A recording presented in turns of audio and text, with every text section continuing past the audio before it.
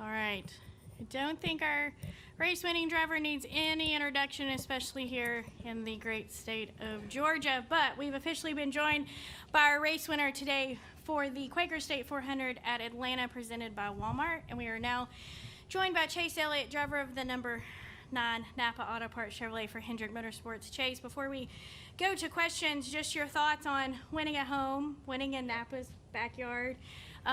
Obviously a lot of memories for you coming here with your dad, and I'm sure a lot of that went through your mind as you celebrated with the fans just before you went into victory lane. But just give us your thoughts on kind of the last 30 to 45 minutes here on this Sunday. Yeah, just been a whirlwind. These are moments you wish you could bottle up and just kind of keep, and unfortunately it just doesn't work like that. But moments that are really special and near and dear to your heart, like winning at your home track, a place that I've spent, a ton of time at as a kid, racing on the quarter mile down here, and Bandoleros and Legends, and a lot of trips between here and North Georgia, up and down the road, and just kind of when you're a kid and you're racing on the quarter mile over there, you look at this big track and it's like just out of reach, like not even real.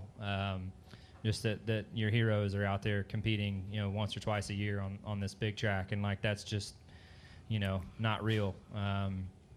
So to be here and to, have a day like we had is really incredible, and certainly one I'm going to embrace and enjoy a lot, and obviously be ready to go to Loudon here in a few days. But these wins are just too hard to come by, and especially when they're as special as this one.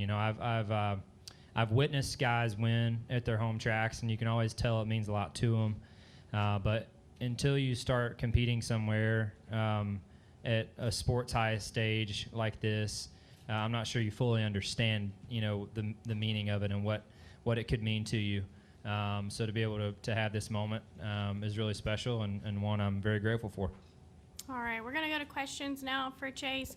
If you have a question, raise your hand. I'm going to do my best to get to as many as I can. We're going to start up front with Jeff Gluck. Go ahead, Jeff. Seemed like a lot of respect between you and LaJoy, like you both kind of understood where the other was coming from. So I guess a couple of things. Did you anticipate that he was going to, really send it on the last lap and try to do something kind of dramatic? And then what was your approach of thinking, okay, how do I defend against that, or what do I do here? I mean, yeah, of course, I certainly expected that, and that's what you're supposed to do, right? We're going for the win. For me in my situation, I hate to throw a mega block like that. I had kind of shied away from that big block throughout the day. I'd always kind of given in, at different points to a guy when they had that big of a run. But, heck, we're running the last lap, if you let him go, one of two things can happen. Okay, you choose the lane you want to lose in, and you hope that you have enough time to go and get him back.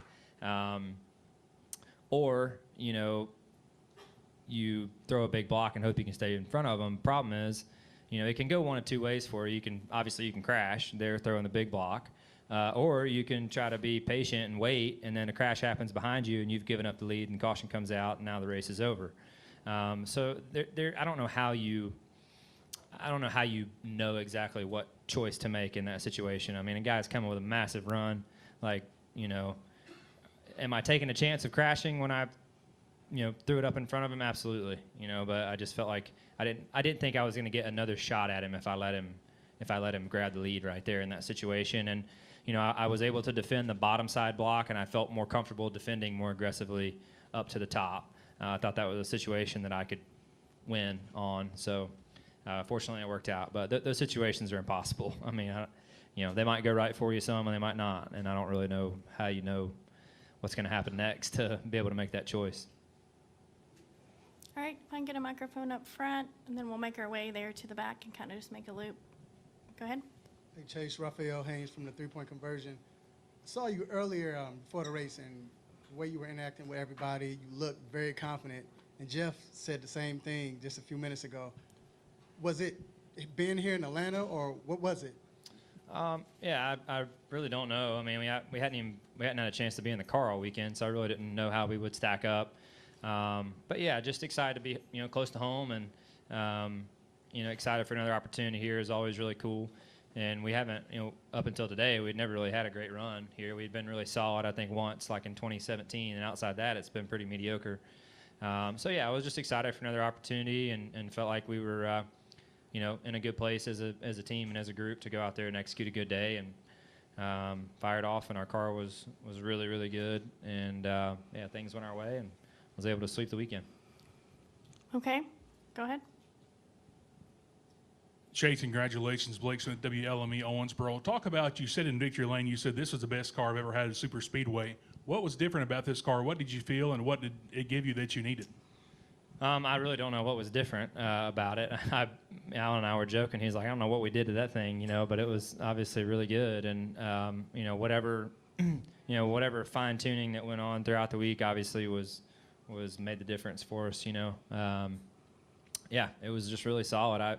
We've had a couple cars at speedways that have been that good. I mean, I can remember having one or two like that at Daytona that I thought we had the superior car that day, and I think I crashed both of them. So that's typically what happened. So when we had that, when I realized our car was that good, I was like, oh boy, And then especially when our first two stages go good. Typically when we have two good stages, we are wadded up in the fence for the last one. So yeah, I was just kind of waiting on something bad to go wrong, but. Yeah, fortunately, it worked out for us today, and we were able to get it done. And you're the second father-son duo to win at Atlanta, of course, Dale Earnhardt and Dale Jr. What does that mean to you to be in the record books along with your dad here at your home track? Yeah, look, those type things are more than special. I mean, I'm not sure that my dreams really grasped something like that when I was a kid and wanted to be here. I wanted to be here, and I wanted to make it, and I wanted to be successful. But I'm not sure I got far enough into it to start thinking about, joining Dad on lists like, sharing a championship and sharing wins at our home track. I mean, those type things are, yeah, they're something that me sitting here telling you it's special, I think is probably doing a disservice. It's something to be very proud of, and something I'm very proud of, and I think he is too. All right, we're going to go to our left, and then I'm going to go to Doug next, and we'll keep coming around, so hang with me. Go ahead. Hey, Chase, Jonathan Simmons from Real Talk Sports and WIGO 1570 right here in Clayton County. I know you talked about being surreal. It's actually kind of surreal for me because I work for a dealership where we actually have one of your dad's cars sitting in the showroom over at Allen Vigil. So, but nice. This seems like been the whole theme has been this whole family affair. How important was it to have your family kind of be around you as you grew as a racer? And number two, at what point did you begin to think as a child, hey, how cool it would be for me to win here on this track, and could I do it? Yeah, I mean, when you're racing out here on the quarter mile, obviously you want to make it. Like, you want to race on the big track. I mean, that was obviously the goal, and that's I think what's always in the back of your mind. If you have a lot of stuff has to go your right or go your way to get here and to have that opportunity. So, yeah, I think for me, I felt like we were capable of winning here. I think we've been capable here in the past, and one thing led to another and didn't go our way. But the way this place is now, I mean, it really is a speedway race, and I think everybody in this room has watched enough speedway races to know that can pretty much go anybody's direction. So we were just the fortunate ones to have it swing our way today. Okay, Doug, go ahead. Thank you, man. Doug Turnbull for WSB Radio and from PRN. I wanted to ask about, once you got back in traffic, the cars seemed like they really handled poorly. I mean, for a lot of people complained about it. How much, I mean, I know horsepower and aerodynamics are important, but how much was handling coming into play as far as you being able to make moves like the 3-wide one at the end or the couple of other times you retook the lead? Yeah, I just felt like our car just had a good balance of pace and drivability, and then that's always something you want to marry together at these things. And it's always a bit of a guess, like track conditions, how hot it is that day, track position, where you are on track, how fresh the air is that's hitting your car. I mean, all those things are factored into it. and it's a bit of a guess. Nobody has a magic ball when they're putting these cars together to know, hey, it's going to be 85 degrees and sunny, on Sunday afternoon. We're going to build our car this way, and we're going to be successful because of that. Like, it just doesn't work that way. So, the way that our car was configured suited the conditions today, the temperature, the sun being on the track for the majority of the event, and had a nice balance from being out front and having enough pace to pull a line, but also being able to drive well enough back in traffic to make moves and open up opportunities and stay on offense. All right, we're going to go over here to the left, and then we'll come to the middle here. Go ahead. Yes, Alfred Romero, Southern Race Week Radio. Chase, we know that you're a Georgia boy through and through, Braves fan, UGA fan. Watching the race and seeing the crowd reaction every time you took a lead, and they were just up on their feet cheering on. Let me ask you, those last few laps when you're kind of under caution, you see the fans just in their, I don't know if you even noticed them up on their feet cheering you. And then when you got the checkered flag and you saw the reaction of the crowd, tell me about that, because I know you're a Georgia boy through and through, and all these people who are from the state of Georgia love you representing the state. So tell me about your thoughts on the reaction of the crowd when you got that checkered flag and came out of your car. Yeah, I mean, I think for me, it's I'm as far as I'm just proud to be from here, proud to still live here, and I'm grateful that the fans of this state have always kind of kept me a part of the family, really. And at the end of the day, I'm just a fan too, as it pertains to Atlanta and Georgia. I have always felt like they've kind of welcomed me as one of theirs, and our team too. So it's a special thing, and to be able to share that moment. I saw a lot of people before the race, wearing our hat and our shirts and stuff, and you always want to make those people proud, but when you have it go our way like it did today, that was pretty cool. So, they were making a lot of noise there after the race, which it's kind of hard for me to see, what's going on there during the race, but certainly after they weren't shy, and I loved it. All right, we're going to take final two questions. We're going to go over here to the, yep, go ahead. You're fine where you were. Yep, and then we'll end to the right. Go ahead. Alrighty, Rio White with the Dawson County News. One of the great advantages, I think, of the Atlanta race is that the pool room gets its fair bit of coverage. And today I noticed that every time they cut back to the correspondent who was up in the pool room, and as the race got more dramatic and you were still up front, they got more and more excited and tense as the race went along. What does it mean to you to have that strong of a devoted fan base, not only in Dawsonville with its rich history, but just the breadth of the fan base itself?